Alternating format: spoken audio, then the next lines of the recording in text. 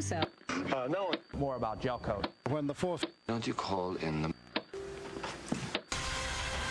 More importantly... Well, here we are back again for another edition of TV Talkaholics, number 10. And look who's back. Matthew Arter has returned. Oh, I can't tell you, David, how much I enjoyed listening to the Mouseketeers episode. I know. You're a Disney fan. I am a Disney fan, but I don't know who that bitter old queen was that you were talking to. Mr. X. Oh. Yeah. If I told you, I would have to kill you. But Mr. X was a really, really wonderful co-host. It was really, it was a kind of a breath of fresh air. Not gonna lie. You weren't impressed? I don't know how he listens to his own voice. It's so nasally and so gross. And anyway. Well, that was altered, of course. He altered his voice. Clearly, he turned up the high-pitched, squeaky, nasal. See, I don't know who would do that. Who would make their voice like that on purpose? Ugh. David, can we talk about why we chose what we chose and what we chose, please? Yes, let us get right to it because we have so much fucking ground to cover.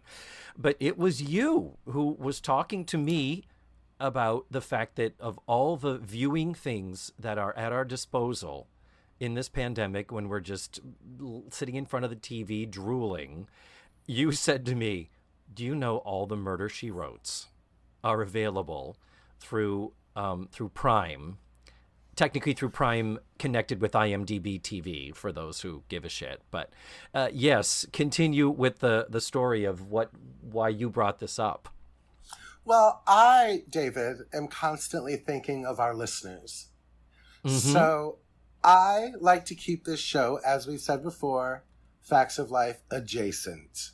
Correct. As much as possible. And it dawned on me that this was the time period when shows like Love Boat was on and Fantasy Island with all these guest stars. So one of these people, Charlotte Rae, had to have guest starred on one of those shows. Mm-hmm. So we looked, and I don't think we found anything. We found a scant number of Love Boats and Fantasy Islands, and those are not out there. You can't get them. They're not accessible. They're worse than the middle seasons of the Facts of Life at this point. How true. So we decided on Murder, She Wrote, because I happened upon an episode of Murder, She Wrote on the Hallmark channel, the Hallmark Murder channel, because it's separate than the actual Hallmark channel. And there was Van Johnson, and there was Tom Bosley, and I was like, oh my God, they had guest stars too. So we found an episode of Murder, She Wrote. Starring the wonderful Charlotte Rae and other guests, which we'll get to. But we are about to discuss, synopsize, and overanalyze Murder, She Wrote, Season 4, Episode 11, Doom with a View. Ooh. It's spooky just listening to you say it. You're welcome. And for those who don't know what Murder, She Wrote is, if you've been living under a rock for the last 35 years, Murder, She Wrote is a show that starred Angela Lansbury as a retired English teacher who, after being widowed in her early 50s, becomes a very successful mystery writer. And then she starts traveling all over the country and becomes a serial killer. Yeah. Are we going to start right in with everything that's wrong with Murder, She Wrote? Or, I mean, the fact that, like, there's always the joke. Like, if you're at a party and Jessica Fletcher shows up, get the hell out because somebody's going to die. So, exactly. And considering she's the one who is going to waylay the cops and the professionals in the investigation as I write mystery books, so therefore I'm an expert when I see a footprint or a tire track.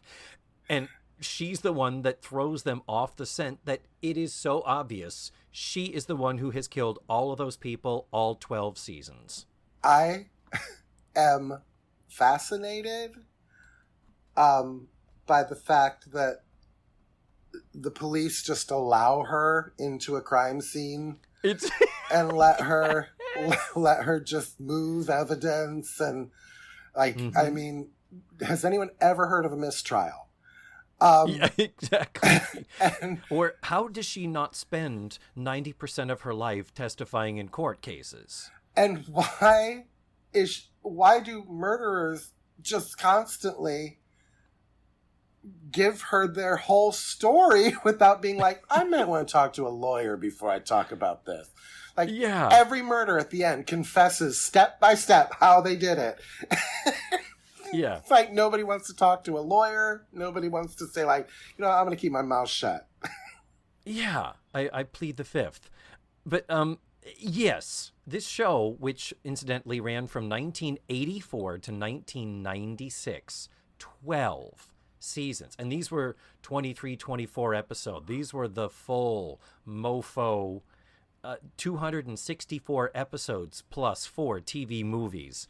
This was a behemoth of a success for CBS, mostly because, due to Angela Lansbury's involvement, it was appealing to, how shall I say, the older generation. This is murder porn. That is what it's called. Old women love murder porn. My mother is one of them. And it's just, it wasn't, she's too young for the Murder, She Wrote generation. She wasn't old when this was on. Give my mother an episode of The Closer, and she is happy as a clam. Give her an NYPD high she's risk into unit. homicide. Oh, God. All that. Oh, your mother is, so she's probably a murderino. She would probably love the My Favorite Murder podcast. She loves murder porn. That's only slightly disturbing, I think, to have your parent slip into that later in life. Every parent does, though. Every old It's person true. loves. Yes, so continuing with some of just the premise of the show, because I was a kid. 84, when this show started, I was only 16. So I was a teenager. I was literally the opposite of the target audience. We were busy watching Facts of Life. Thank you very much. We were. And Charlie's Angels and Wonder Woman and Designing Women. And but the deal is, I don't know how did they find out we were gay? But the thing is, honestly, it was fascinating for young theater queens like ourselves, young musical theater people, that Angela Lansbury was in this weekly TV show, because there are some episodes where they did let her sing, and I always tried to tune into those. And and also later on, towards the end of the series, Mrs. Potts was on a TV show. yes, Because for she the had, younger. she had done Beauty and the Beast while this show was going on. Mm-hmm. And here's an interesting little tidbit. I watched a couple more just to kind of beef up a little bit. I was like, let me watch a couple more just to kind of have them under my belt. 12 years of the same plot, David. 12 years. We need to make it clear before we start dissecting this episode that we know all of the problems. Like, if we brought up like a legality problem at any point, it would just make this a 2-hour episode. Yes. So we know, we get it. Oh, yes. Oh, But totally. go ahead. But I watched another season 5 episode called Prediction Murder, where she visits a old male friend who has a ranch in Arizona. And there's a psychic who shows up and foresees the death of the woman who ends up dying. Spoiler alert, she was in cahoots with him, and she was trying to fake her own death to get out of the marriage to this dude's son. And so there's that. But the one I had to go to was season 4, episode 6, called It Runs in the Family, where Angela Lansbury, as Jessica Fletcher, is not in the episode. Mm-hmm. The entire episode takes place in England with Jessica's cousin, Emma McGill, a retired dance hall singer. And she's got on a red wig and kabuki makeup And Matthew's dying right now. The kabuki makeup, though, is in every episode because we're now watching it in HD. Yes. So, like, I could see the eyelash glue on her crooked eyelash during this episode. I could see her lip line, like, that was drawn way above her upper lip. I was going to point that out. I'm glad you said that. Oh, my God. Yes. Yeah, Angela Lansbury has a very thin upper lip, and so a common makeup trick is you draw the lip line a little bit above that, but whoo, it's way above that, and you can clearly see where the real lip begins and ends. This was never meant to be seen in HD. No, definitely not. You could see people's powder. It was so, like, anyway. Yes. But in this Emma McGill, this character, Jessica's, her Patty Duke identical cousin, she was a retired dance hall singer. So she's doing the old talking Cockney. Oh, I don't know which was worse, the men or the gin. Oh, love, that was awful. She's having a fucking ball. She is having so much fun. Yes. But at one point, her friends say to her, Emma, why don't you go back to the stage? Why don't you get back into it? And she says, what? Oh, no. This old voice has more cracks in it than an old teapot. Even knowing it takes 3 years to make an animated feature. I'm not sure Mrs. Potts had happened yet, but for her to say this voice has more cracks in it than an old teapot, I'm like, oh, how prophetic. What did she sing? Did she sing? Oh. How'd you like to spoon with me?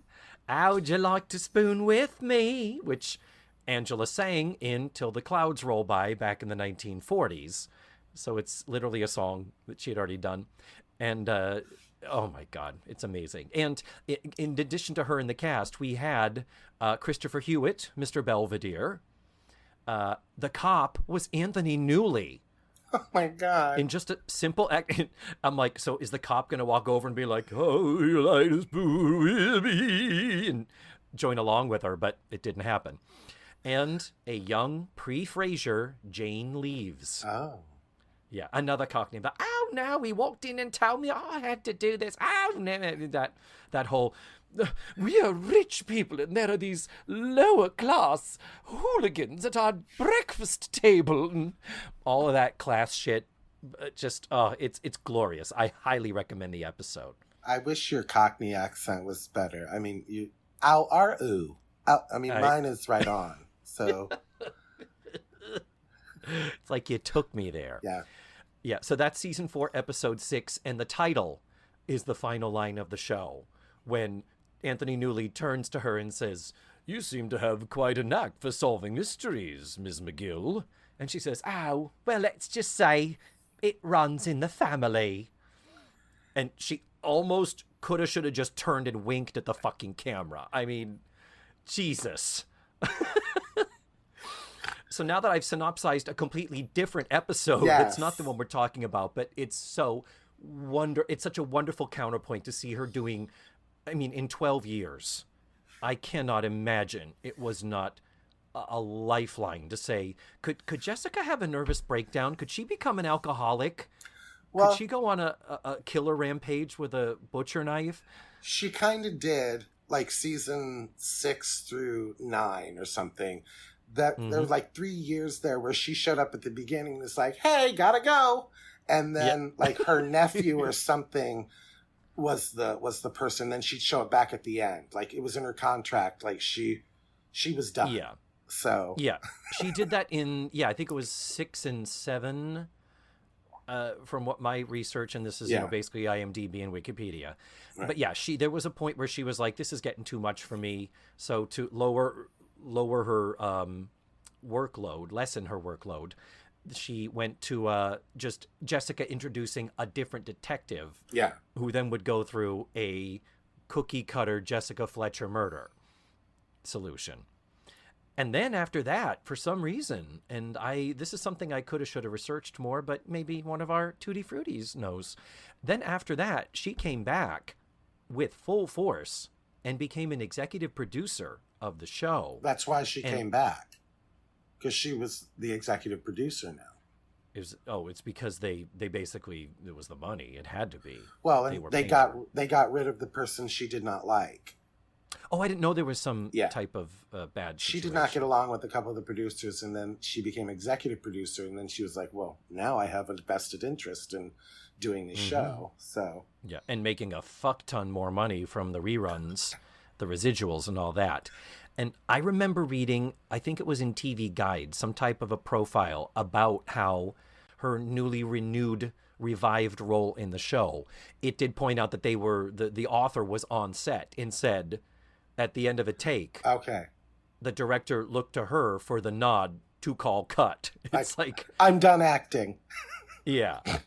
But even the whole thing of it's like, theoretically the director's the one who is running the set, who is the one who says yay, nay, and is theoretically artistically responsible for things. But it's like, you go, bitch, good for you. Because she is still, I'm sure, making so much money. She made money from you and me clicking on the Prime Video. And happy to give it to her. And in season 12, sadly, it ended up going off the air because they took it out of its Sunday night staple location where it had been literally its entire run. And they put it Thursday nights opposite Friends and NBC's Must See TV. And everybody was convinced that was on purpose, because I don't know if people can comprehend anymore, but you have to kind of dig into your memory of what it was like. For 11 years, Murder, She Wrote dominated that time slot. It wasn't slipping in the ratings or anything. No. They just did it to be vindictive for some reason. Like, they wanted that show to end. And it's amazing to me that something like that could kill a show. Yeah. Oh, yeah. Like, we've talked about The Facts of Life. The Facts of Life would not have been if it hadn't been led into with Real People, and Real People being a successful show. It's amazing to me that to be, I guess I'm so used to the times where I'm not on anybody's time schedule but mine when I watch a show. So I mean, The Office is on every night at my house. I don't have to wait till Thursday night and catch it at 8:00. So it amazes me, like, the audience, and they put it up against Must See TV. They put it up against NBC's like biggest night. Friends and Caroline in the City and Seinfeld and Frasier. And here's the thing. The only thing I can think of in their defense is it's not the same audience. It's not like we're going to try to drag some of those 24-year-olds away from Friends and over to our network. I mean, it's one of those where, to put it there, you're certainly thinking, well, maybe old people watch TV on Thursday nights too. And they don't want to watch Friends, so let's give these old fuckers something to watch. Yeah, it turns out they don't. They watch TV on Sunday night and no other night of the Saturday night. Saturday night they watch Golden Girls. Yep. And once again, Facts of Life, God bless. That's what kept it hanging on.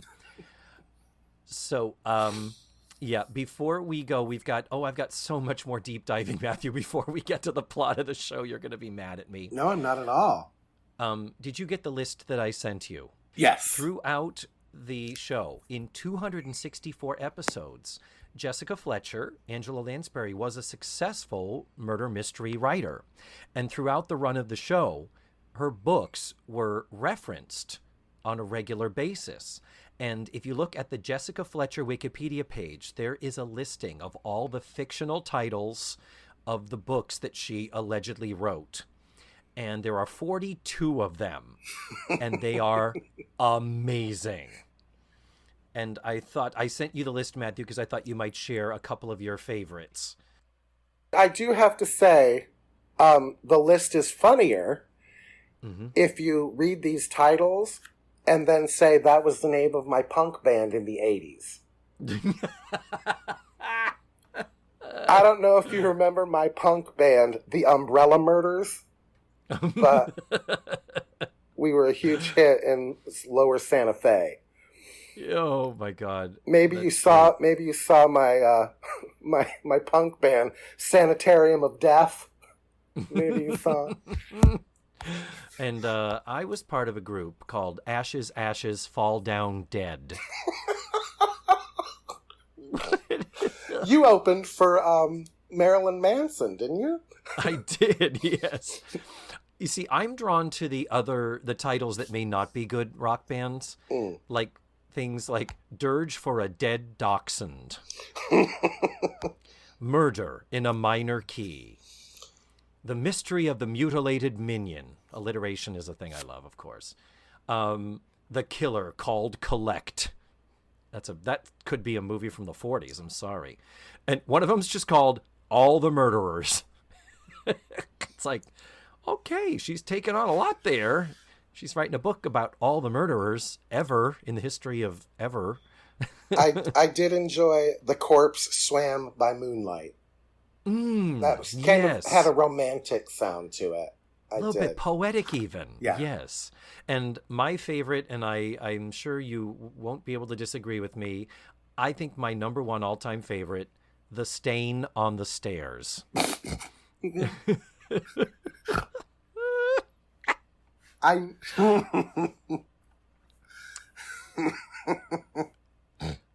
I highly recommend going to the Jessica Fletcher Wikipedia page and looking through the list of them. They're magnificent. I think I saw a movie called The Stain on the Stairs. Like, don't they show that to you like in 4th grade or something like that in health class? It's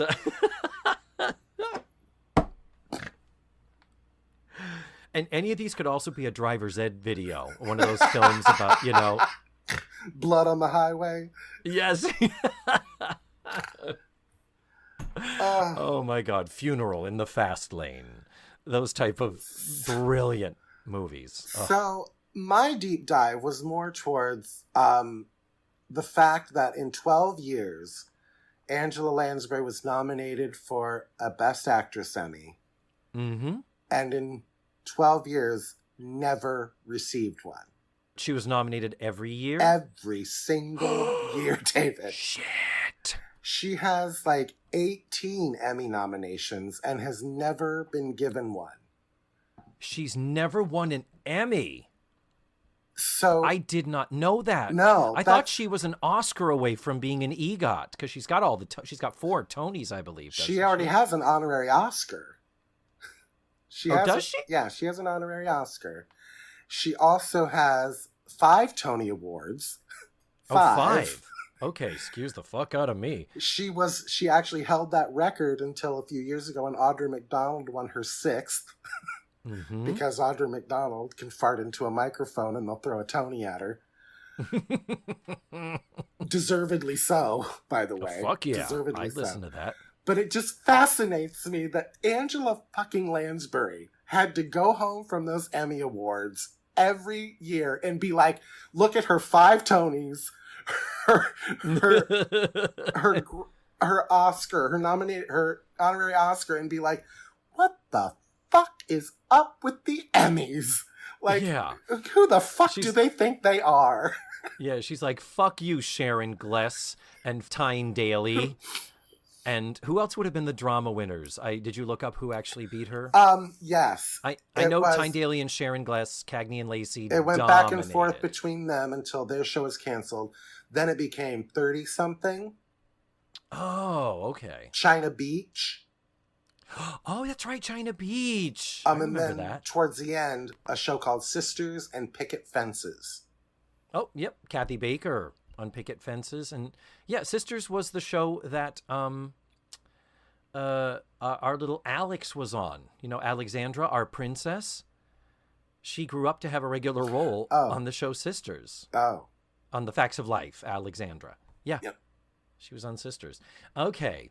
Yeah. And the trouble is, by that time, it's like, this dusty old chestnut of Murder, She Wrote.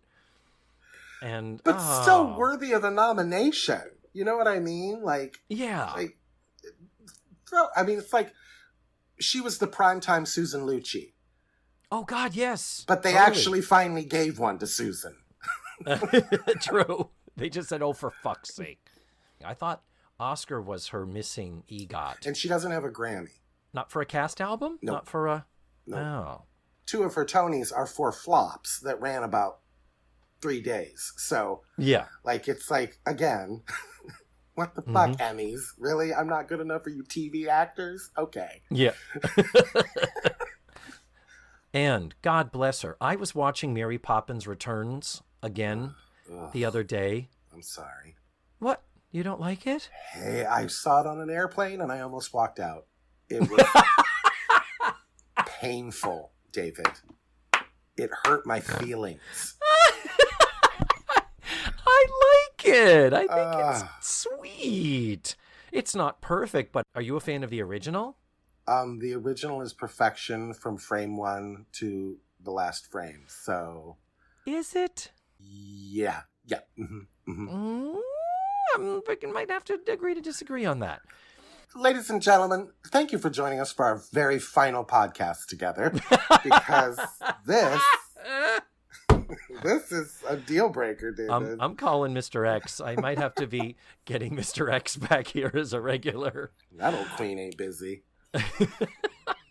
But what I was saying about Mary Poppins Returns was that Angie, in the end, singing that song, essentially the finale, Nowhere to Go But Up, she is amazing.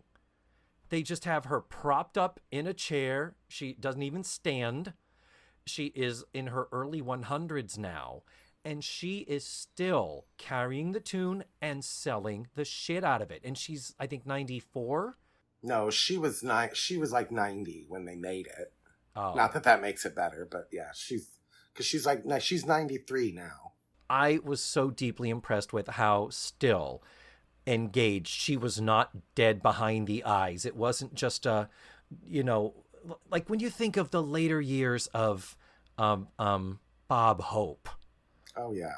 Him just reading those cue cards like a mechanical robot. Yeah. Like, I met him in 1996. Oh, did you? How old was he? Also 90. He was at the Hollywood Studios for the 25th anniversary, and his wife was moving his hand, like it was literally like a Weekend at Bernie's. No. His wife was moving his hand so he could sign his book. Oh, and it shit. was just, it's like, you don't need the money, Bob. No.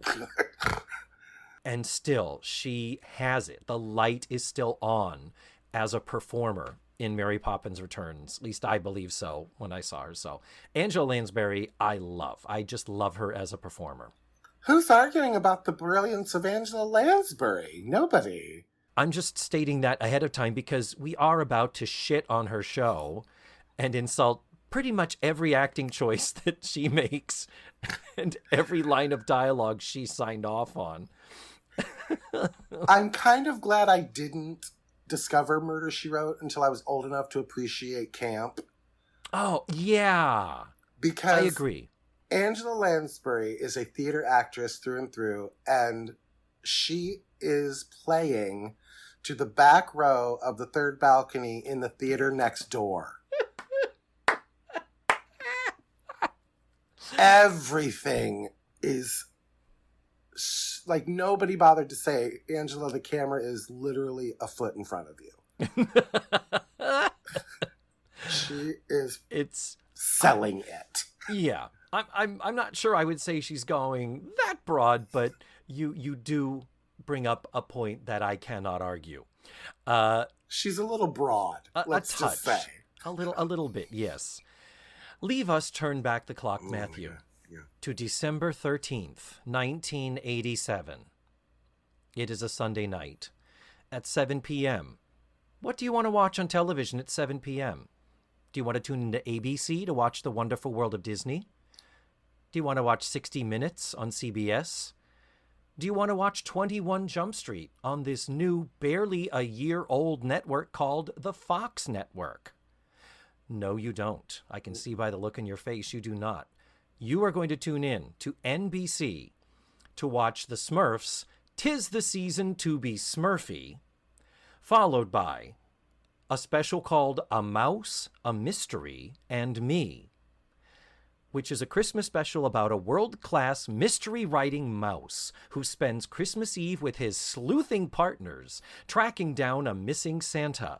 The special combines live-action footage with an animated character, Alex the Mouse. The voice of the mouse, Donald O'Connor. The actor who plays the live-action end, Dick Van Patten. It is on YouTube. You must watch it.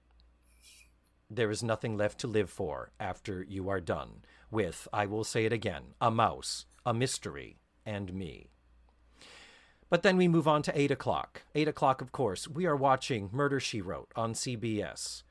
ABC, my sources can't even tell me what was on. It would typically have been Spencer for Hire, but I would wager there was some type of a Christmas special happening there. Fox was Werewolf and Married with Children. Nah. And NBC was a special 1-hour Family Ties.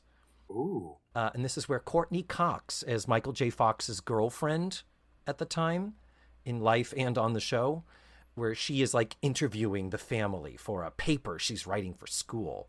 And so they talk about their lives in the family, and we go to clips from the past seasons to support that. Mm-hmm. Sounds very much like an episode of The Facts of Life. Oh, yeah, very true. Coming up. So then, continuing with our evening of viewing entertainment, Matthew, I just want to put forth what your choices are. At 9 o'clock p.m. after this episode of Murder, She Wrote, on ABC was Dolly's variety show, Dolly. CBS was the Hallmark Hall of Fame, a movie called Foxfire, based on the play by Susan Cooper, an old woman with a country singer son and a deceased husband who lives on in her dreams, looks back on almost a century of Georgia mountain life. And it stars Jessica Tandy and Hume Cronin. They knew their audience from Murder, She Wrote, and they knew they were probably going to stick around. As an adult, I don't know what I would like to there's more. Okay, go ahead. Thank you. But wait, Matthew, thank there's God. more. Thank God. On Fox, The Tracy Ullman Show and Duet. That's what I would have been watching. Yeah. God. Yeah. I wish they would release the original Tracy Ullman shows. They were so brilliant. Yeah. Damn it. Even if Tracy Takes On was pretty good. Eh. Some good characters in there. Yeah. It's okay. I still think the Fox show was the best. And then on NBC, there was a movie called The Father Clements Story. It's the true story of a black Chicago priest who meets stiff resistance from his superior when he tries to adopt a homeless boy to set an example for his flock. Starring Louis Gossett Jr., Carol O'Connor, and Malcolm Jamal Warner. You mean I could see Donald O'Connor and Carol O'Connor on the same night? I'm sold. Yes. The title of Murder, She Wrote. Do you know where it comes from? Oh, I did read it, but go ahead. It's from a film. It is a reference to an Agatha Christie film called Murder, She Said, which came out in 1961. And the adaptation was of the Agatha Christie novel called 450 from Paddington. And in that, Miss Marple was played by Dame Margaret Rutherford. And Angela Lansbury would go on to play Miss Marple in the 1980 film The Mirror Cracked. And they wanted her to do more of them, but this one turned out to not be very well received, even though it had a cast including Elizabeth Taylor, Tony Curtis, Geraldine Chaplin, Rock Hudson, and Kim Novak. In 1980. 1980. And they're wondering why it didn't do well. Yeah. Exactly. Like nobody was rushing out to the latest Rock Hudson movie in 1980. No. Now, if they had put John Travolta and Olivia Newton-John in there somewhere. Thank you. But yeah, it's very fun movie because, again, it's got camp quality. But, ooh, Angela Lansbury, she's only in her 50s. And they've aged her because Miss Marple is supposed to be ancient as all hell. And they've aged Angela Lansbury, and she plays it like she takes a really character-y approach to it. No. But more than usual. So she's always talking out of the side of her mouth. Well, if you hadn't noticed that he had turned the knob with his right hand and not his left, meaning he was left-handed. She plays her really character-y, and it just comes off as, for a film performance, odd and affectated. Slightly broad. Slightly broad, yeah. Go figure. So so for her, the franchise they were hoping to start did not ever materialize, and it's probably for the better that she got the Murder, She Wrote TV show. So yes, it is a reference to an Agatha Christie. So season 4, episode 11 of Murder, She Wrote, Doom with a View, was directed by Walter Grauman and written by Kenneth A. Berg. I did not research them because I forgot to. And in the interest of time, that is probably for the better. Yeah. So, Matthew, would you like to start and tell us what is going on in the episode? Well, what happened was, I guess we're to assume it's New York City because Jessica is arriving somewhere in a cab, which I'm reminded of the fact that in all 12 years, Jessica Fletcher is never behind a wheel. No. She never drives. She's either driven somewhere or she rides along with people. Yeah. Jessica is arriving somewhere that is being closed down. And as she's going in, out comes who we find out expositionally is her nephew. And they can't stay at his house because there's roaches.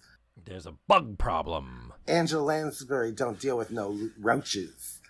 So they decide when you know your house is getting tented, where are you going to go?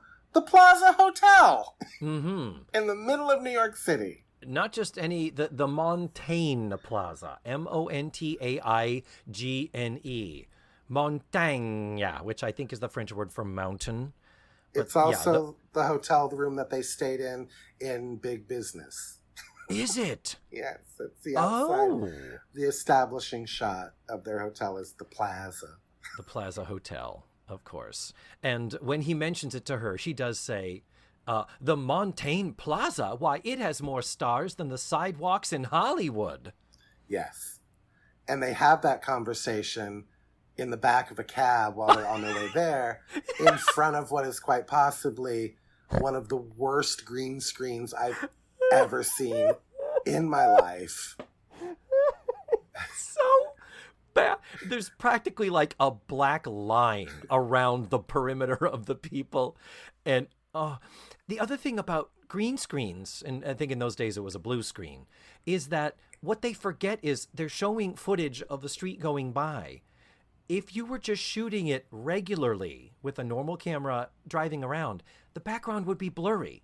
You'd be focused on the person in the foreground, but in just about every camera shot, unless you intentionally do it otherwise, the person is in focus and the stuff in the back is blurry. So to see this perfect, crisp, 100% in focus New York street going by, oh my God. I like that. I did too. Again, camp. It's campy. So... They get to this hotel and immediately, David, people start acting shady. Oh, God, yes. And this is where I am ashamed to admit, but I'm going to admit it, I can never figure out who done it. Ever. The show surprises you? Every goddamn time, David. I am always wrong.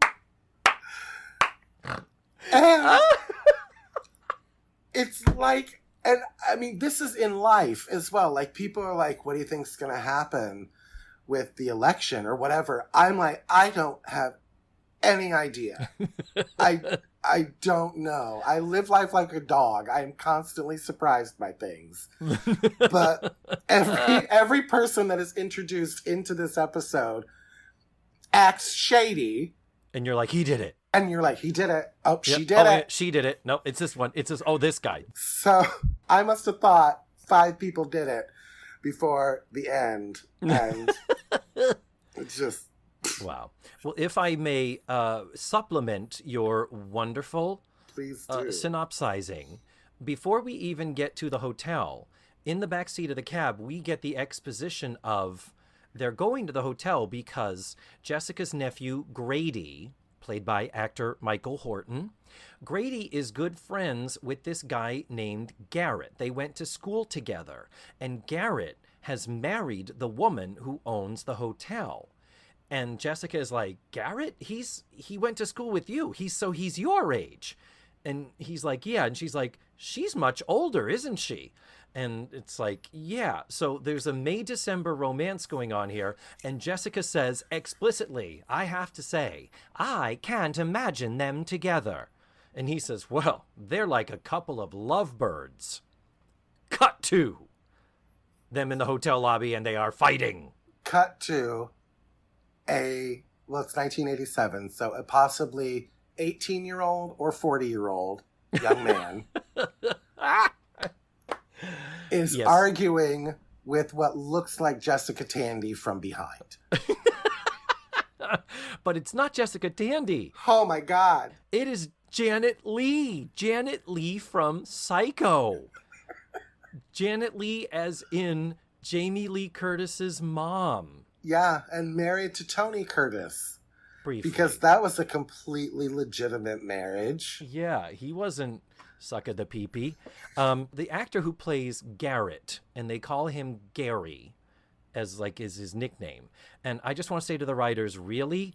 Grady is Jessica's nephew, and he's recurring. He comes back for several episodes. So you take Grady and you make his friend Gary. So talking about, Grady. Well, Grady was there with Gary, and Gary and Grady. That's a plot point. That's a plot point later. The letter G is. Yeah. But it couldn't have been something that doesn't end in a Y. It couldn't have been George. Couldn't have been something that is aurally completely different from Grady. Yeah. I said aurally, Matthew. Giggity. So the actor is John Callahan, and he is 34 years old. Janet Leigh is, Matthew, she is 60.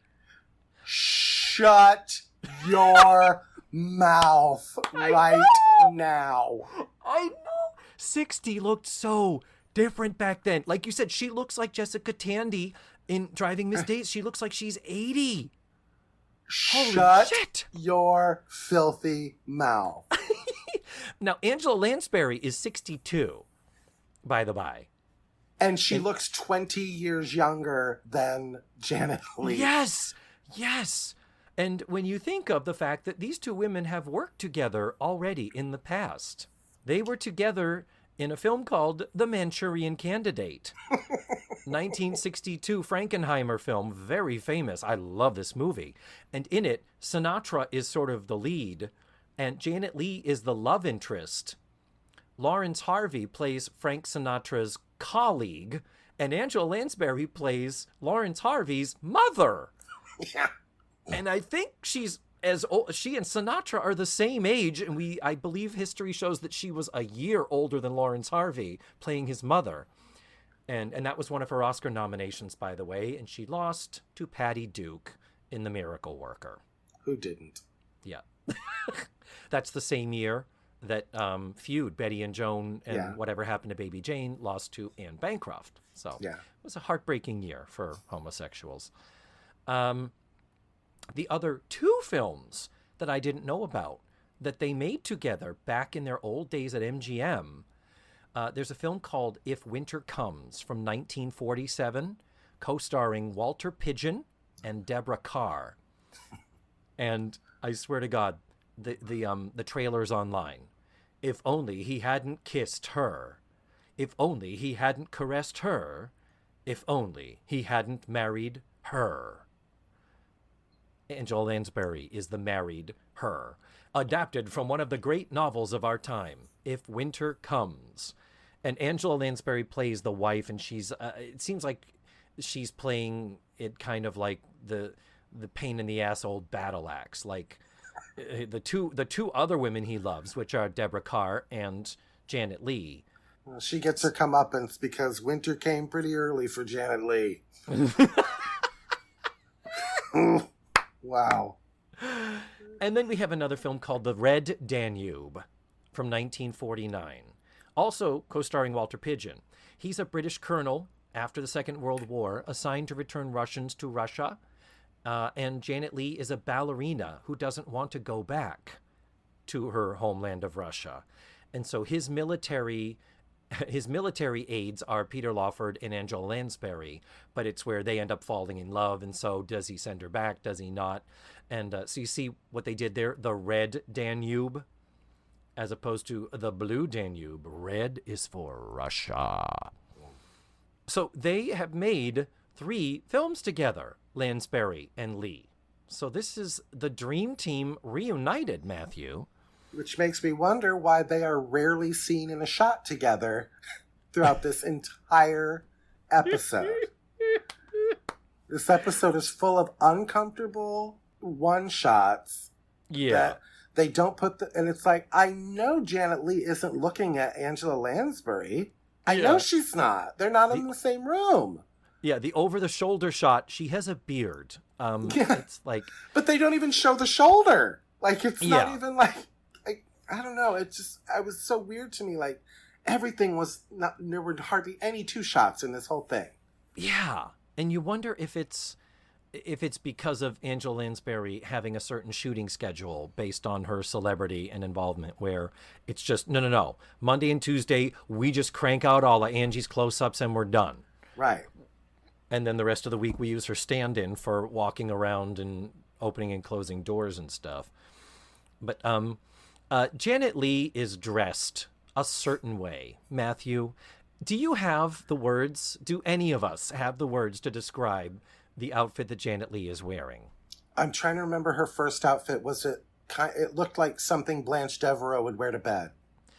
Yes. It is a dark plum blouse with a ruched mark turtleneck all the way up the neck and a big cameo pin right at the clavicle meetings. What do you call this? What do you call that right there at the collar? She called it her turkey waddle. I would imagine. She's hundreds of years old. Yeah. But yeah, and then so she has like sort of black leggings of some sort, but then there's this flowy satiny, it's like a mini kimono that only comes down just below the hips, and it's tied around the waist, and it's just big flowy, but it's bright blue with black and pink and yellow paint smear 1980s patterns. It is fan-fucking-tastic. Yeah. In how hideous it is. Yeah, she's clearly the rich old lady in charge of the hotel. I'm thinking what they were trying to do here was a Leona Helmsley thing, don't you? I mean, probably, yeah. Because, I mean, she was famous in New York. Leona Helmsley was already famous before the scandal and it went national. But remember, her lawsuit started in 1985, so she was already going through her shit. And then she wasn't convicted until 1989 when they got her on tax evasion. And yeah. So then we have the 2 of them fighting, and then we meet the next character. And you know, Matthew, I'm gonna stop again and say, for how campy, for how cookie cutter some of this is, you do got to give the show its props. That every week it has to introduce a completely new docket of characters with histories, with relationships, with motives and conflicts. And every week they have to bring them in cold, introduce them to us quickly, get out their exposition and their backstory.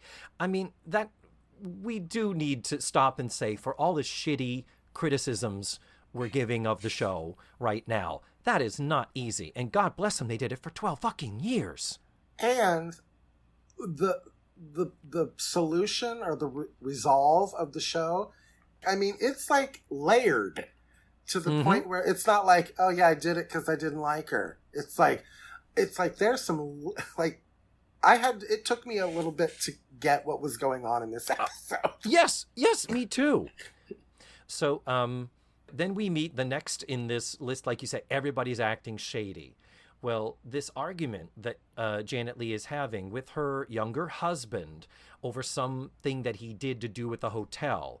So immediately, I'm just, in my way of thinking, just so you know, after this fight, the way it is and the way Janet Leigh is acting, I'm convinced she's the murderer. Yep. Murder hasn't happened yet. Yeah. She's the murderer. Yep. She's the one, because she's already shady. Yep. But then this conflict that they're having, it's quickly resolved by, would you call him the hotel manager? Yes. I guess. And the actor is Robert Desiderio. And he plays a character named Mark Havlin. So we'll call him Mark. And he quickly steps in to say, well, that fuck-up thing that happened, I took care of it and fixed it. You know me. I'm always here. I'm always the one that helps out. I'm the indispensable employee, just trying to get ahead. And very quickly, it's like, okay, you are the suck-up.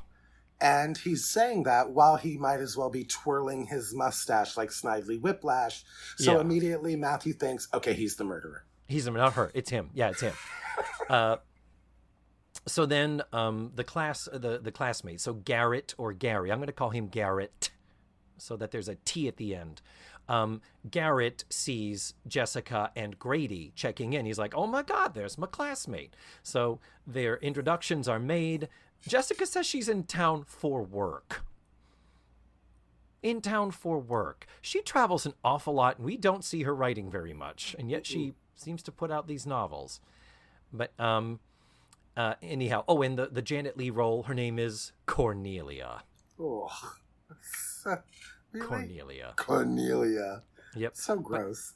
But again, like Leona Helmsley, trying to... I see. So he invites them to dinner at the hotel fancy schmancy restaurant, but Cornelia won't be there because she's a workaholic. So you're like, okay, he's the killer because she won't notice him. Done. That explains the face. She's a workaholic. Okay. That explains it. But Garrett does say, no, Cornelia won't be there, but Mom will be there. Put a pin in that, ladies and gentlemen. Put a pin in Mom. Yep. And then he also mentions that there's this chick named Sandra, an old classmate of theirs, and she was asking about him. And, if you run into her, I think she would love for you to invite her out to dinner. Wink, wink, nudge, nudge. Yeah. So Garrett, Cornelia's husband, the young Garrett, is telling Grady that he needs to ask this pretty young blonde woman that they all went to school with out on a date. Yes. Like, he's the good guy here. He's setting his friend up with this girl. Yeah. So then Janet Leigh does finally come over, and we do have the meeting with her and Jessica. Friendly greetings. Oh, nothing is too much for Garrett's guests and all this stuff. And she does say, I have a call that I need to take from Washington. The Secret Service, and I really can't discuss anything more about it. And then leaves. So, continue. What is the next scene? Let me let you do a little talking. This is where Grady, nephew Grady, meets the pretty blonde girl. Sandra. Once again, they are not seen in the same shot together. Oh, They're just giving their lines to a tennis ball. Yeah, you see somebody coming out of a door and go, oh, hi. And then it cuts to the person just stepping into the frame. Like you're right. There's a lot of, they didn't have a lot of coverage here. So it's like they had a very strict schedule, I think, to shoot.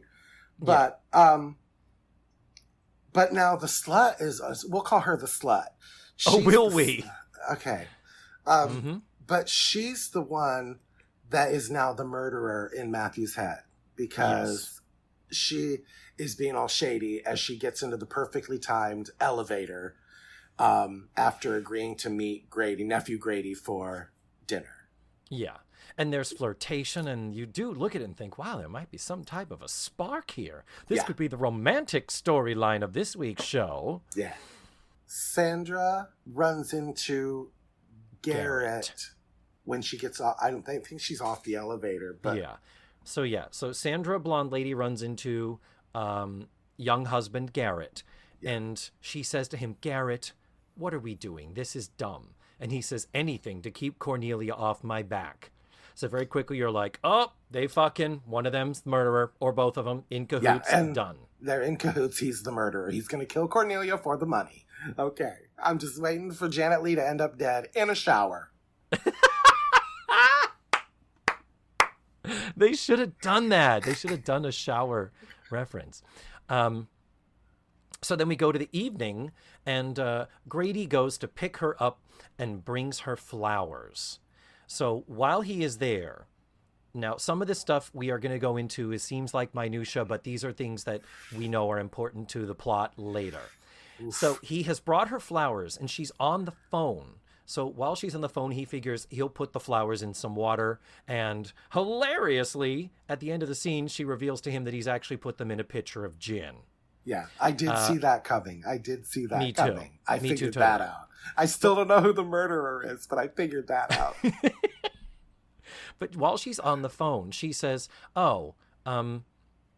she says, well, let me get your phone number and I will call you back. And she pulls an envelope out of her purse. And I think Grady hands her a pen and she writes down a phone number. And then that's all we know. So this expensive hotel doesn't have a pad of paper and a pen like every single fucking hotel on the planet. This would have a fountain pen. It's the fucking plaza. Fucking puts the phone down, walks across the room. Okay, 80s tech. Yeah. Go ahead. Anyhow, it's 80s tech, yes. So then we go into the dining room. It is the night of the dinner. And Jessica is already seated at the table with Garrett and Garrett's mother, Nettie Harper, played by whom, Matthew? The wonderful Charlotte Rae. Charlotte Rae! But you skipped. What did I skip? I almost had a heart attack. The establishing shot for the dinner that they were having, which we're assuming is supposed to be the hotel that they're eating dinner. The establishing shot is a stock footage piece that they use in the Golden Girls constantly. No. Anytime there's a big shindig on the Golden Girls, it's always at that place. In Miami. That's amazing. I saw that stock footage and I was like, holy fuck balls. No, I totally missed that. Yeah. Totally missed that. Oh, shit. I was hoping you would notice that. I was so proud of myself for finding that. But yeah. Good. Good for you. Charlotte Rae's sitting there looking like she's wearing a wig. I thought it looked like she was wearing a wig. No, that's her hair. That's just she finally cut the length. This is 1987, so this is Christmas 87. So she's already off of the Facts of Life. This is 87, 88 was the final season. By that time, we had Cloris Leachman. So she had cut the length of her hair to just above the shoulders, and it was just to sort of, set with rollers and tease it up and make it big, and she looks, I think, amazing. Well, again, watching her in HD, there was a couple times I noticed lipstick on her teeth. No. Yes. Shut up. Later on in the episode, I wrote, is that lipstick on her teeth? No. And you can see once again, it almost looks like she's wearing bottom lashes. You can see it so clearly. It's just ridiculous. Yeah. True. And she is certainly not doing her Mrs. Garrett from Appleton, Wisconsin. She's speaking a little posh. She's wearing her blue sequins. And she looks really good. She speaks very coolly to Sandra when Sandra and Grady arrive. And we are led to believe that Charlotte Rae does not like the blonde slut. In fact, calls her a tramp during this conversation. Yes. Yeah. And then when Jessica is looking at the menu, she says to her, "Never mind the wine list. Look at her. Her eyes haven't left this table," meaning Janet Leigh, who is off in the corner glaring. And then we get the clip, and this was in the clip before the show, the "Tonight on Murder, She Wrote." Yeah. It is Charlotte Rae saying, "Mark my words, Jessica, there's going to be fireworks tonight, and I love it." I love that Charlotte Rae is finally in a TV show where she is the least broad of everybody that she's acting with. Oh, dear Lord, yes. But it is this conversation that leads me to think she is indeed the murderer. She's the murderer. Fucking A. She is the goddamn murderer. And I figured out she's going to kill the tramp. Oh, okay. I don't know why yet. Yeah. But I think, she doesn't like the tramp. Yeah, or she's going to kill Janet Leigh thinking that she was killing the tramp because they both have blonde hair or something. Might as well have been. That happens.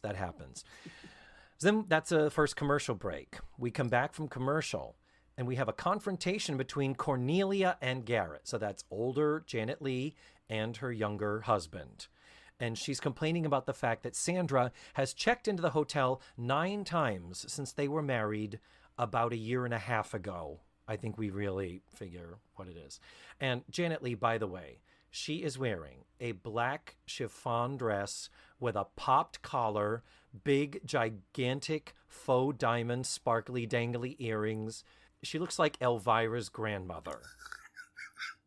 And I mean that in the best way possible. She does. She does. I mean, oh my God. So the word mistress comes out, continuing to lure us, the audience, to believe that, well, there's an affair going on between Garrett and Sandra, and Janet Leigh don't like it, and, well, she should not. No.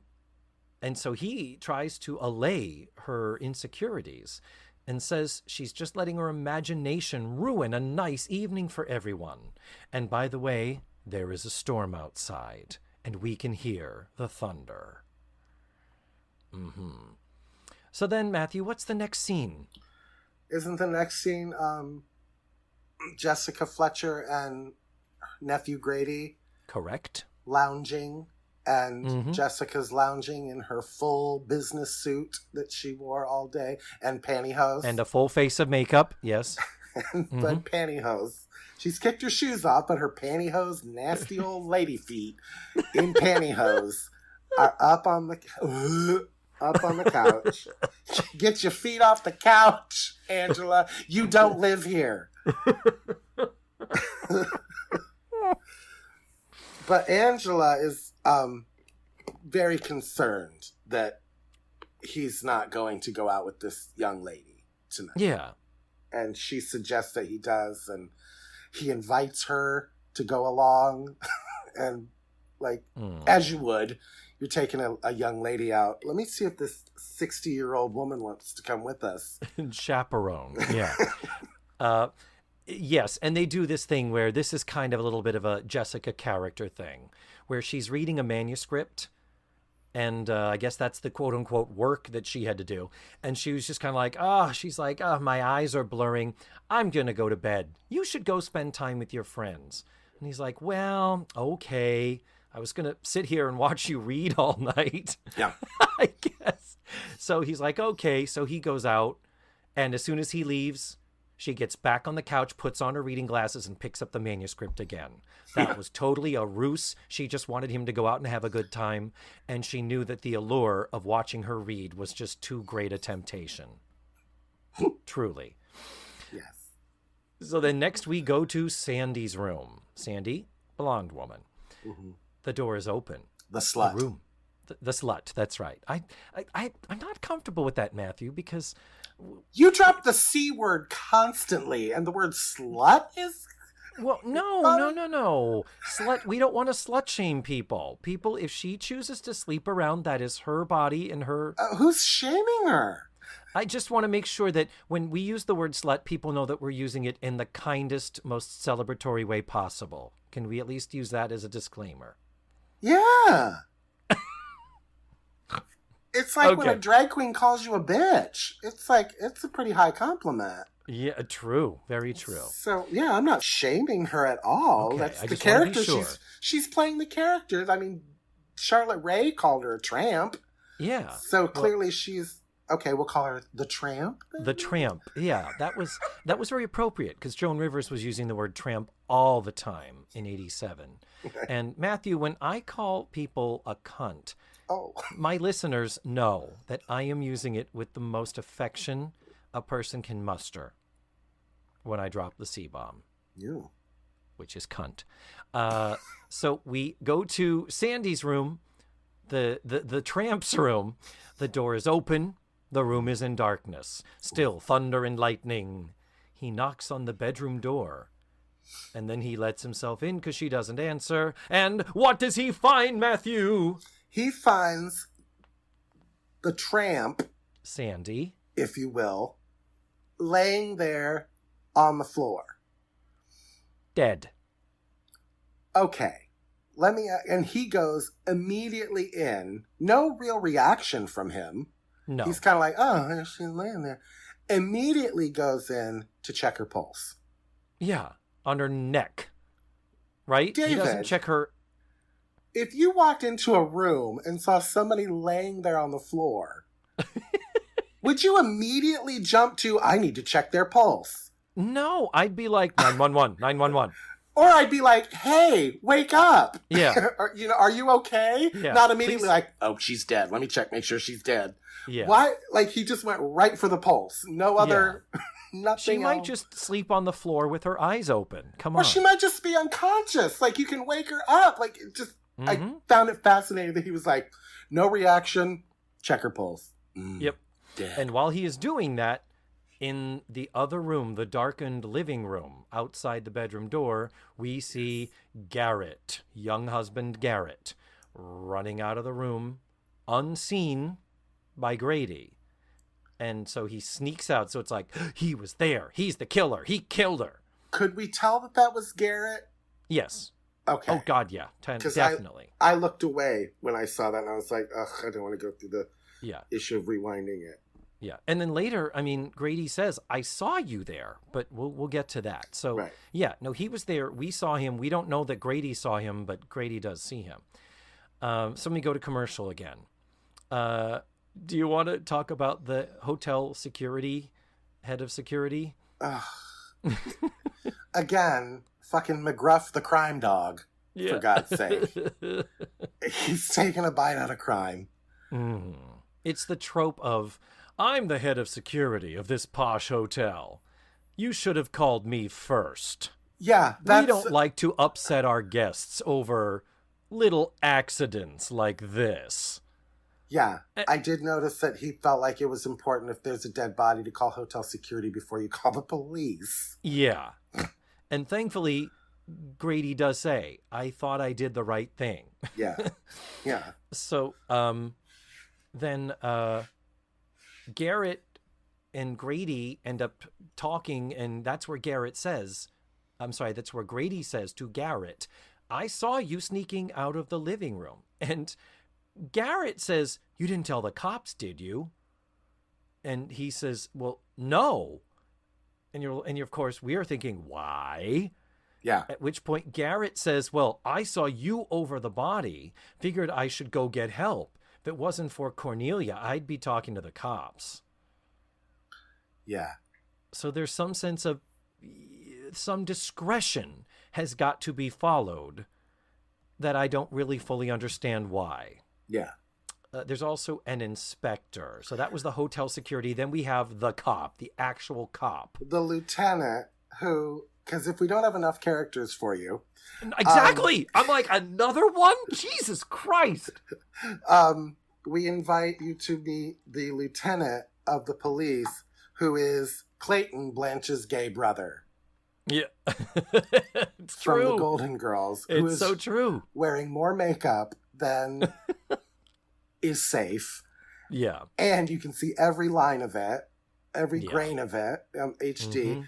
But I've discovered, now that I've seen him in other acting roles, other than playing Blanche's gay brother, I've discovered that, he is a flaming homosexual. Okay. Oh, is he in real life? Oh, good. Well, because did you not, this character of the lieutenant wasn't exactly like chomping on a cigar like Ed Asner.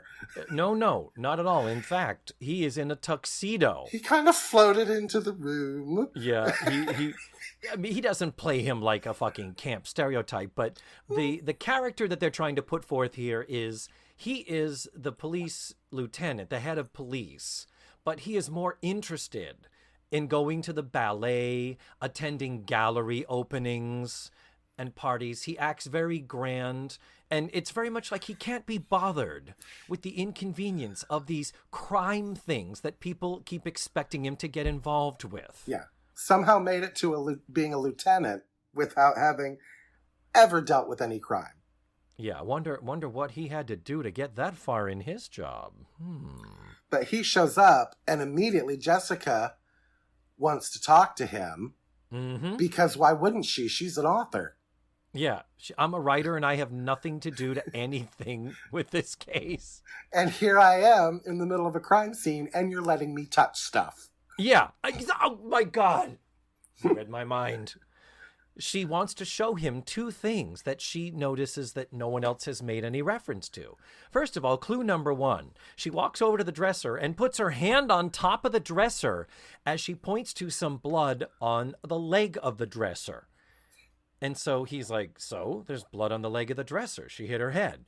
And she looks, and the room is huge. I mean, they did get that part right. She's like, but there's nothing here. What would she have tripped over that she could have tripped and fallen to the point of hitting her head and bleeding out? And it's, oh my God. She does everything but tap the blood and taste it, I swear. But she picks up the pillow that has blood on it.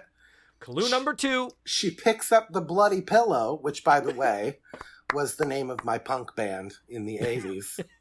Yeah, you opened for Limp Bizkit, I think. Bloody pillow. Which is just gross on so many levels. But she's like practically hugging this pillow with blood on it. When you say she wants to show him some things, what she wants to do is tamper with evidence. That is what that's called. Once again, proving that she is the actual murderer in all of these cases. But actually, I don't mean to correct you, Matthew, but you are dead wrong. Why? The pillow does not have blood on it. The pillow has lipstick on it. Oh. And what Jessica has noticed is that the pillow is crumpled and stained with lipstick, and yet the rest of the bed is unrumpled and, in fact, already turned down. So clearly something weird happened with this pillow that was not while she was getting into bed, or she had gotten into bed and gotten out. So Jessica's making some good points while, as you said, tampering with evidence. But the cop says, yeah, okay, whatever. Your nephew was here with the body, and clearly he's the suspect. Dum, dum, dum. Yeah. So then the next scene. Jessica goes to Mark. Remember our suck-up Mark from the first scene when we thought he was the murderer? Yes. She goes to his room, and she says to him, I figured you would want to be there and be involved in all this and somehow represent the hotel instead of the detective.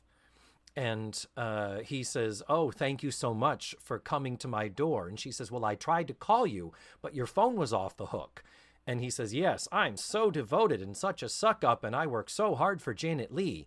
I worked 24 hours straight, and I was just trying to grab 3 hours of sleep in between my workaholic shifts. So while they're talking and having this conversation, he's re-putting on his suit jacket. And I have to say, they very smartly filmed this, Matthew, because when the reference is made that he took the phone off the hook, there is a close-up shot of the phone where you see him pick up the phone and take it and put it back on the hook. And then as he's getting ready, there's also a shot of him taking the flower, the boutonniere. Actually, he takes out the boutonniere from his coat, which is kind of worn out and dying, and picks up the fresh carnation off of the tray that has the chocolates and pops it into his buttonhole just to freshen up his appearance. But because we had that close-up of the phone, we also have that close-up of the boutonniere and the flower, and that was a nice little misdirect, I have to say. Well, that was, and for our dear listeners, the flower and the chocolates are brought into the room for turn-down service. Exactly. And That's why it becomes important later on when she... Mm-hmm. Exactly. And he says, well, the good thing is, regardless of me being asleep, at least the evening staff came in at 8:00 p.m. when they do, and all the beds will be turned down. Yeah. So I didn't quote it correctly, but the sentiment was, well, at least we're at the right time of night where turn down service has already happened, anything to do with the police won't interrupt that, and therefore no other hotel guests will suspect something is weird.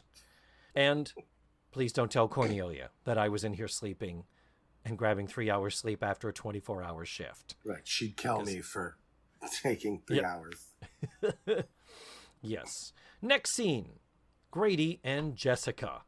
Grady is sitting in the hotel room and he's moping because they think he's a killer. At this point, he recounts to Jessica, like, this is where Jessica's like, well, tell me everything, since the police don't know what they're doing and I do. Tell me everything that happened. Was there anything else that stood out to you about what happened tonight or with Sandra? And he said, no. And he recounts that I went to pick her up before dinner and there was a phone call she got. And you know what? She took an envelope and wrote down a phone number. I'm wondering if the police found that. And Jessica's like, well, you should tell the inspector that. And she says, they didn't find any envelope with a phone number. I wonder if the killer took it because his phone number was on it. Dum, dum, dum. Little bit of a leap, but okay, Jessica. I mean... And she knows what evidence was and wasn't collected from the scene of the crime. Because she was... Probably because she handed it to them. She was intrusive. And then they do start to speculate. Isn't it interesting that Sandra is a computer operator? How in the world does she afford to visit this hotel as frequently as she does? And then they kind of make the next leap of Garrett, which is husband, whom we presume has been having an affair with her, probably picks up the tab. Interesting. And she's a computer operator from where? Where is she from? You tell us. She's from Fort Wayne, Indiana. And who else do we know is from Fort Wayne, Indiana? I am from Fort Wayne, Indiana. I texted you going, oh my God! And you were like, I haven't watched it yet. And I was like, shit! Of all the 12 years, David, of all of the episodes that we could 264 episodes. We landed on the one that mentions my fucking hometown. That is insane to me. So then our next scene is Jessica goes to the lobby of the hotel to talk to Mark again. And speaking of broad, speaking of performance, what we have is we know that she and Grady just were speculating how in the world could Sandra afford to be at this hotel. So in perfect acting like I'm trying to be casual, but I'm not up to something, she says to Mark, well, I was wondering, with Sandra's death and all, if there was some way that I might be able to help, but flowers seem so impersonal. Maybe do you think it would help if I were to cover her hotel bill? And thankfully, I was so glad that they wrote it this way, where he said, you can stop fishing. You can stop fishing, Ms. Fletcher. You can stop fisting. Sorry. Go ahead. Say it again. Sorry. You can stop fishing, Ms. Fletcher. Her finances are a mystery that I stopped trying to solve a long time ago. After her first day early last year, she has been there 9 times. She's always paid by credit card with no problem. And the question is, who is paying the credit card bill? Dum, dum, dum. And you assume what's going on here is that Cornelia has put Mark up to. It's like, this bitch that I think my husband is fucking, check up on her. So it's not weird that he has such an intimate knowledge of her story. Now, that he's sharing it with Jessica? A little weird. Little bit. Then we come back from commercial and Jessica goes to Nettie's room. That would be Charlotte Rae, ladies and gentlemen. This is the second of her 3 scenes in the show. And this is the scene where I think I saw the lipstick on her teeth. Oh, yeah? Yeah, I think so. Mm-hmm. There's one more scene after this, right? That could be it. That could be it. A third time? Wait a minute. Yep. Again. Yep, she's back in. And it is later because I wrote Charlotte Rae being all shady with lipstick on her bottom teeth. Okay. Yes. Mm-hmm. But she's being shady as fuck about the chocolate. She's eating the chocolates that the hotel provides. Yeah. and is encouraging Angela Lansbury to take some. But before she gets into the room, Jessica overhears Nettie on the phone. Yes. Saying something to the effect of, well, this is actually going to work out great. Now you really can divorce her. So you're thinking, okay, Sure. well... I'm thinking Charlotte Ray's the murderer. Uh-huh. Yeah, exactly. Oh, You're thinking no. Charlotte Ray. Totally. Yes, you assume she's on the phone with her son, and the idea is that if this affair isn't happening anymore, you can divorce her and have it maybe make some money off of the old bitch. I guess. That's, I think, what I read into it. I didn't understand it at all. Yeah. Did I explain it that it made sense to you? Nope. I don't know why Charlotte Ray doesn't want him to be married to someone his own age. I don't understand who she wants him to divorce, because it comes out later that he's married to one and not really married to the other. Yeah. And Spoiler sorry. alert. Spoiler. I did not get it. This is where they Okay. kind of lost me. Mm-hmm. Too smart. Not too smart for Murder, She Wrote. But yeah, what like I said, my implication was that, and what they wanted us to think is it's Charlotte Ray on the phone with her son, and knowing that the marriage was in trouble, that her saying now you really can divorce her means you can divorce Janet Leigh, most likely because now the woman she would accuse you of fucking, the infidelity clause in your prenup or whatever.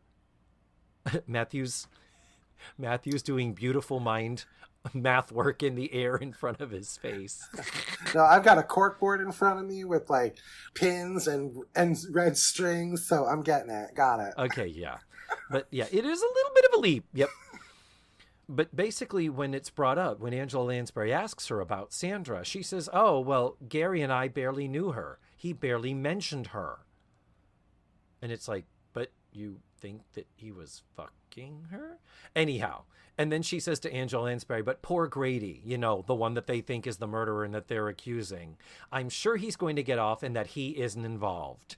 And they're doing this whole conversation with her shoveling chocolate in her face. And so that's Charlotte Ray scene number 2. No. So then, we're by the pool, and this is where it starts to really go off the skids. This is where it gets fucking crazy. Grady and Garrett are hanging by the pool, and Gary admits that they dated. Like before, it was, hey, you should hook up. I mean, I'm married, so you should get together with this girl you went to school with. Now it's like, yeah, well, actually, we dated, and I just didn't tell you. And here's the thing. I gave her an engraved bracelet, and it's in her room in her bathrobe pocket. And if the cops catch me, it's all over. But I was wondering if you would go get it for me. Here's a master key from the hotel. And dumbass dipshit Grady says, well, I don't know. And he guilts him. Yeah. Garrett guilts Grady. God damn those G's. Into breaking into a crime scene. Breaking into a crime scene to take a thing. And again, the police were there. It's a murder. They didn't take the bathrobe and they didn't look in the pocket of the bathrobe hanging in the back of the bathroom door. Nope. Really? But neither did Jessica Fletcher. Yeah, So, let's be honest. If they get past her, chances are good it's going to get past the cops. My notes say, what is happening? So he does it. He goes into the room. He tears through the label sticker thing they've got sealing the door. Walks in. No gloves. Nothing. No gloves. And then takes up the bracelet, finds it exactly where it's supposed to be, and says, and he reads it, doesn't he? I don't think they even show it to us. It says, to Sandra forever, G. And he looks up, and there is the inspector, the hotel inspector. The hotel the hotel security is there. Yeah. No, not the cop, Yeah. because he's off cutting the ribbon at the new bathhouse down the way. Gruff the crime dog is there. Blanche's gay brother is not. No. Now we're back in the lobby, and now Janet Leigh is there. This is after a commercial break, by the way. So during the commercial break, we learn Grady was full-on arrested and taken to jail. Yeah. As well he goddamn should have been. Come on. With Jessica. Yeah, with her. So Jessica appeals to Janet Leigh and basically says, he had a pass key to the hotel, which she has that he didn't tell the cops. The amount of not telling shit to the cops that Grady does is beyond shocking. Yeah. So she says to Janet Leigh, Grady sometimes has a misplaced sense of loyalty. That bracelet, even though the initial says G, that was a gift from Garrett, and I think you know that. And so appealing to Janet Leigh with these bits of it, Janet Leigh's like, fuck. She goes, I gotta find Inspector Matheny to get your nephew out of jail. This is when I think, oh yeah, Janet Leigh did it. She's the murderer. Yeah, true, yeah. Okay. Because Jessica's kind of like, mm-hmm. Yep. Yep. So then, so when she says, I need to find Inspector Matheny, that's Blanche's brother, to get your nephew out of jail, and Jessica says, well, I wouldn't bother going to the police station. Yeah. Cut to... I expected them to cut to, like, the Police Academy movies, like, when they go to the gay bar. Like... But close enough, he's at an art gallery, for Christ's sake. He's at an art gallery opening with a string quartet. And string quartet's playing, and yeah. And so this is where Jessica says that G could have stood for Garrett, not Grady. And she tells him, and I think that's who he was doing it for. And I added, and he's too fucking stupid to tell the truth to cover for a friend. Yeah, Grady is not trying to get out of this murder rap at all. No, he's not making a good case.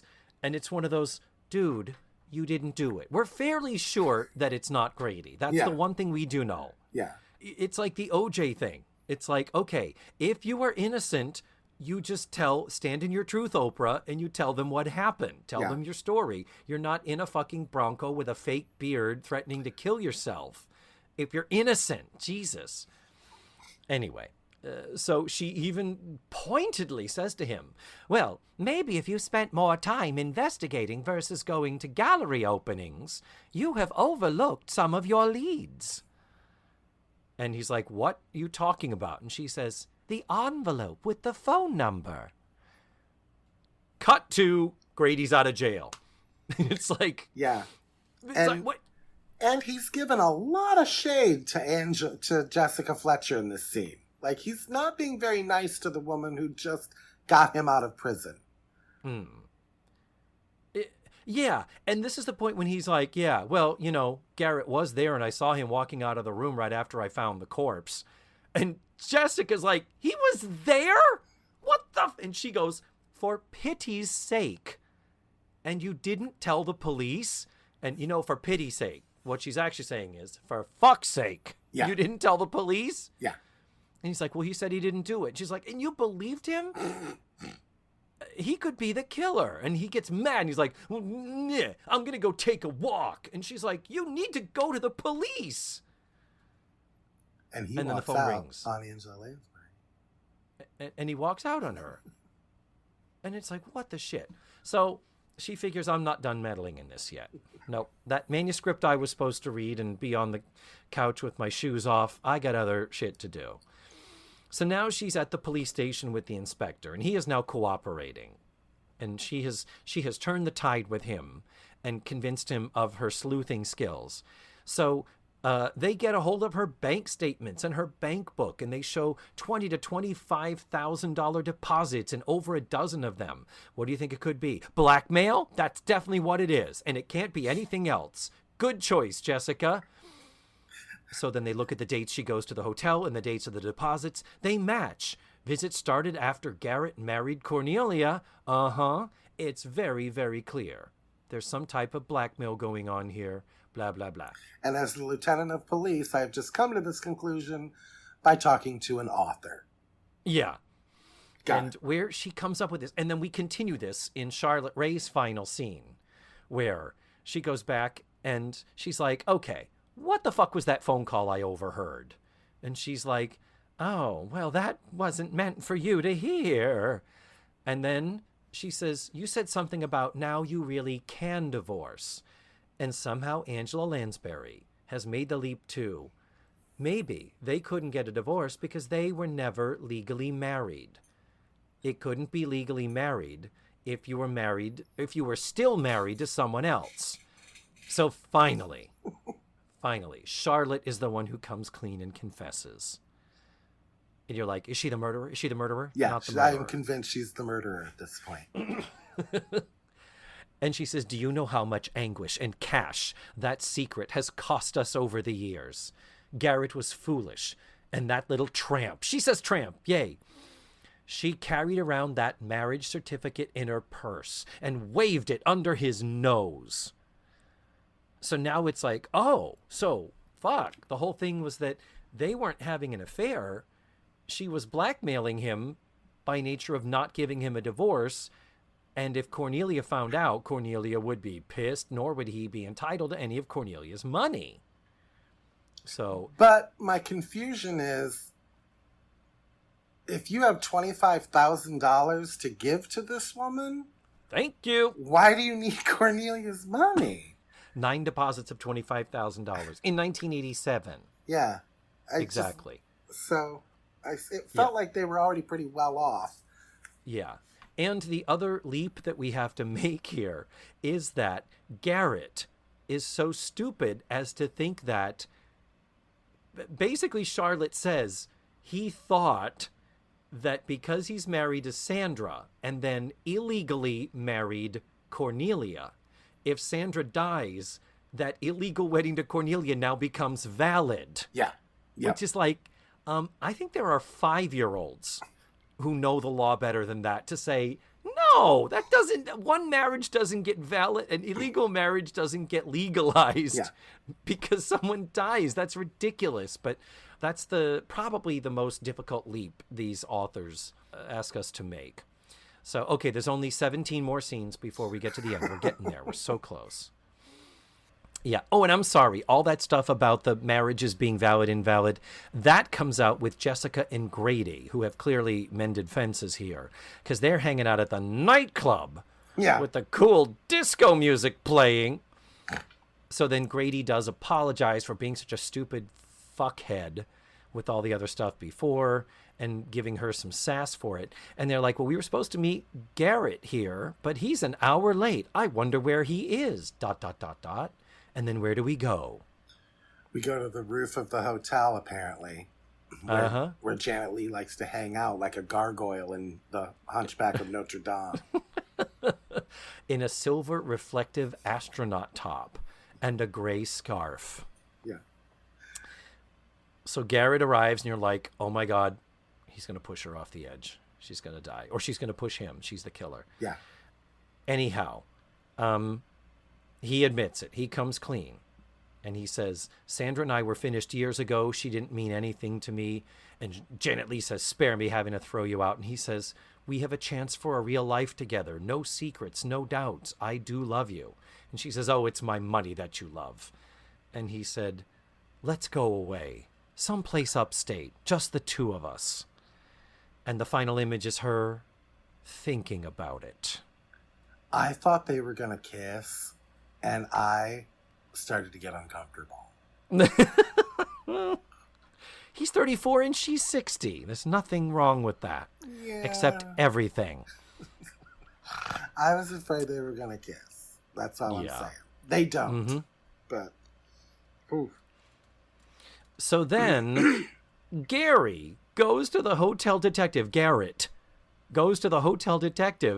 and tries to bribe him and give him $5,000 to frame Grady Fletcher, like blatantly. Yeah. And so then the hotel detective is like, I'd also like a raise, Mr. Harper. And he says, yeah, fine, you get a raise. He goes, good, I'll jog my memory. And then, who comes from around the corner and overheard the whole thing? It was Grady. He just heard his friend thrown him under the bus. Oh, my God. Garrett tries to talk his way out of it. And Grady's like, no, I get it. 10 or 11 years of friendship. I guess I'm not too bright. I guess and what not. What we said to ourselves, yeah, that's not a guess, honey. Yeah. I think Grady had a crush on you, Garrett. Yes. Okay, so we're getting close. It's almost done, all this craziness.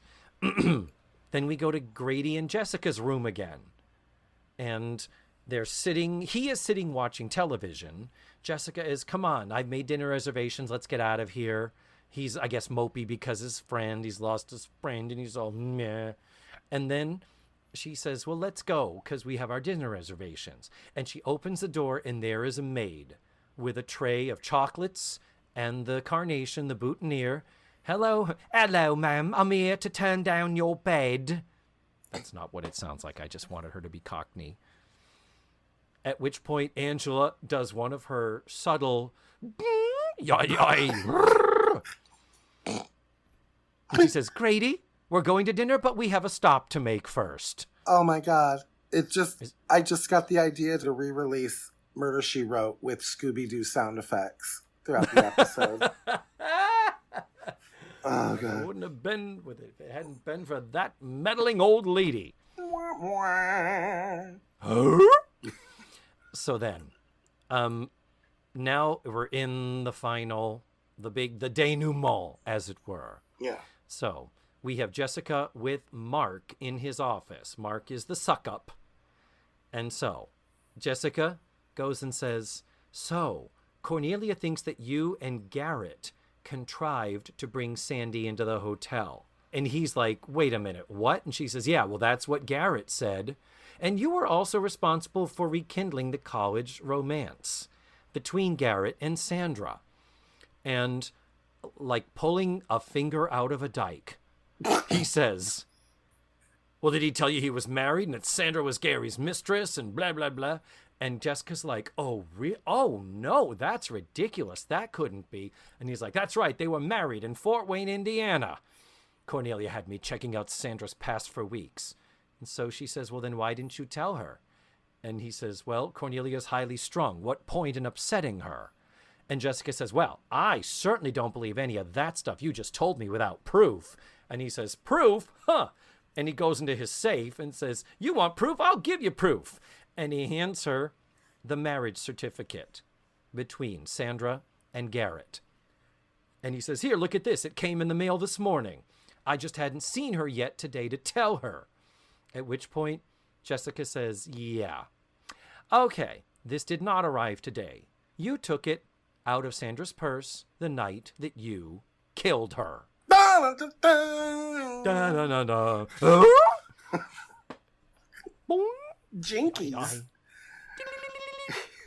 The Flintstones. I don't know. Just random Hanna-Barbera sound effects. What are you doing, dum-dum? So, and then she does the greatest thing where Angela Lansbury goes, oh, Grady. And Grady steps in from around the corner. The door was open and he was listening to the whole confession the whole time. And he says, yep, that's the envelope that she wrote the phone number on, because it's a white number 10 letter size envelope that could not possibly exist anywhere else. Right. So then Angie says, you said you had been asleep in your room and had taken the phone off the hook. And I noticed the clock said 10:30 p.m. and they go back to the shot where he picked up the flower. And she says, if you were asleep for 3 hours, then the 8 p.m. night maid wouldn't have been able to come into the room and leave the chocolates and the fresh flower for the turn-down service. So that close-up shot before of the carnation is literally the key that solves the whole crime. Yeah. And I figured, honestly, Matthew, I didn't know quite how, but I was like, it's this Mark dude. Because at the end of that scene, as I was making my synopsis, I was literally like, so what purpose did that scene serve? Why did that scene exist at all? I had to go back, and it was kind of like, oh, okay, I guess it kind of did this little thing, but it's not really integral to the momentum of the plot. But when I watched it the second time and noticed the close-up of the phone and then the close-up of the flower, I was like, oh, that flower is a thing. This dude is the killer. Yeah. Didn't know how. I didn't get that at all. So then, the killer's confession. What's your face? Are you just...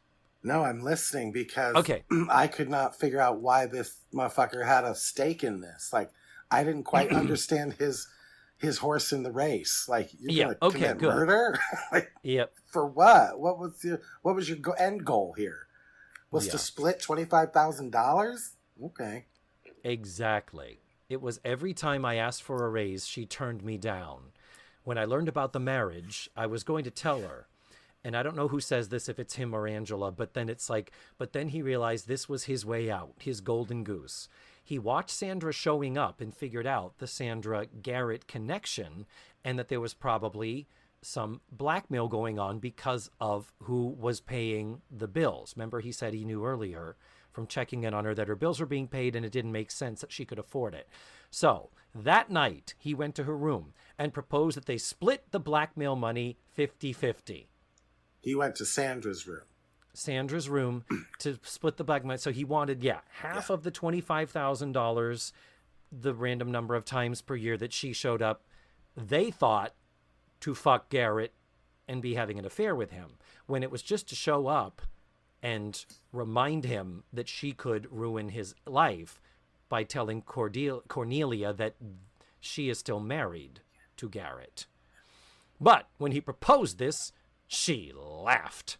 And then we see him deck her. Yeah. She falls, hits her head on the dresser, as Angela Lansbury thought. And then we see him take the pillow from the perfectly turned down bed and smother her. And he's like, I figured, why not finish her off? Oh, you're horrible. Yeah. Did you notice in the reenactment, the stunt woman that fell and hit her head was wearing a ridiculous wig? Yes, that was I did. Nothing. It looked like that episode of Golden Girls where Betty White's doing the backflips. Yes. Like, it was just that ridiculous of a wig. It was a Woolworth wig, yes. Oh, my God. My goodness. I still didn't understand, my question, are you done with the whole... Go ahead, finish we still up. have the epilogue, but no, the mystery is now solved, Matthew. Any questions you have, I can answer. No, I just still wonder what his, really? That was your stake in it? I felt a little let down. But, yeah, because, and then you kill her, and it's okay, yeah. well, now nobody gets nothing. Yeah. And my question is, and I don't mean this to sound ageist, why did Cornelia have to be 60? Why did it have to be Janet Leigh? Why couldn't he have been married to a rich 40-year-old woman or somebody that was his age that was just success? I don't understand why. They make you... there's no point to that character being 60 goddamn years old.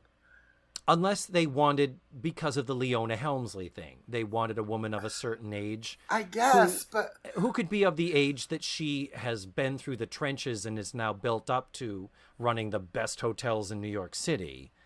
I don't disagree with you, but I'm thinking I get their mindset.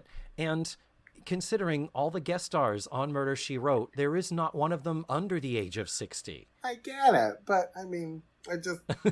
Like Charlotte Rae, there was no mention of, I can't believe he's married to this old woman that's older than me.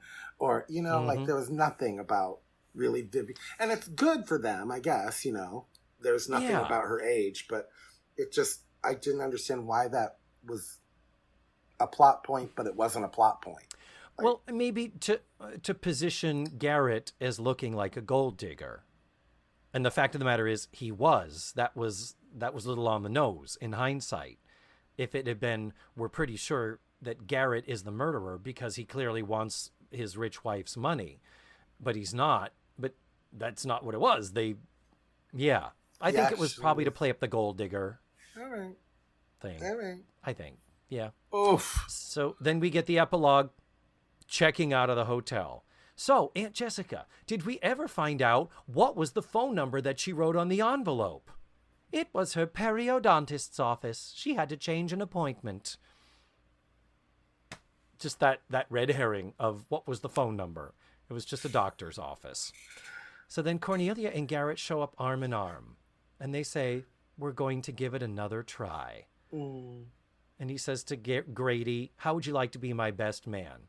And he's like, I'm busy that day. He says, we haven't told you when the wedding's going to be? And he's like, I know. And so they present him with the bill. Yeah. And Never he mind says, that you just tried to frame me for murder. Yeah.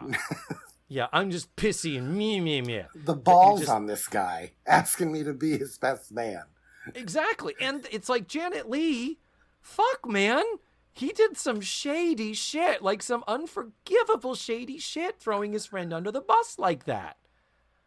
But we're going to give it another try. He must have had a gold one. That's what my grandma used to say. So then when he's handed the bill, he's like, Garrett says, well, here, give me that. I told you this was supposed to be my treat. And Grady's like, no, I'm paying my own way because you're a bad person and me. And then he looks at the bill. Cue the Hanna-Barbera sound effects. $2,500 for 2 nights. And then the clerk says, oh, my goodness, sir, I'm so sorry. There's a mistake. And he's like, oh, yeah, I thought so. We forgot to add your restaurant charge. Ha ha! A big smile and a wink from Angela Lansbury. Freeze frame, roll credits. I loved how the clerk goes, we hope you enjoyed your stay. Never mind the whole framed for murder thing. Yeah. Or, we hope. It's like, other than that, Mrs. Kennedy, how'd you like your trip to Dallas? Jesus Christ. If they did that kind of convoluted stuff for 12 goddamn years, more power to them. Good job. Agreed. Ben. And the fact they had to come up with that. And honestly, not all the logic is quite there, but it does make sense. We have to talk through it a little bit. But, how many movies have you seen where you're like, I do not fucking know how we got here. Yeah. I do not know how A led to B to C to D to E where we are. Like I said, this is an underrated series, and I hope as time continues, it continues to grow in popularity. One can hope. As you hear, I'm starting to lose my voice. Thank you for having me, David. This was fun.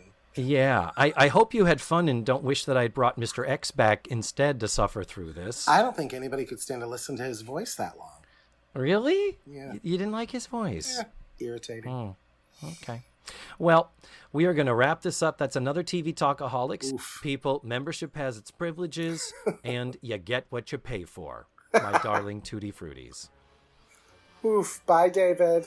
Bye, Matthew. Thank you again, darlings, and thank you, Tutti Fruities, for supporting the show. We love you. Mwah!